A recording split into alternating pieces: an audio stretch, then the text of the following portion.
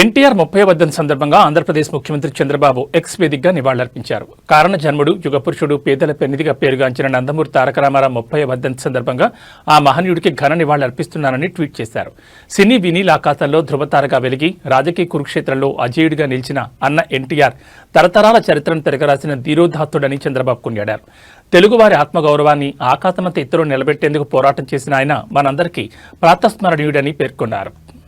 Kilo ₹2 బియ్యం, సామాజిక భద్రతా పింఛన్లు, పక్కా ఇళ్ల నిర్మాణం, రైతులకు విద్యుత్, మండల వ్యవస్థ ద్వారా స్థానిక స్వపరిపాలన, ఆడబిడ్డలకు ఆస్తిలో హక్కు, రాయలసీమకు సాగునీరు, తాగునీటి ప్రాజెక్టులు వంటి అనితర సాధ్యమైన సంక్షేమ అభివృద్ధి కార్యక్రమాలతో ఎన్టీఆర్ చరిత్ర గతినే మార్చేశారని సీఎం గుర్తు చేశారు.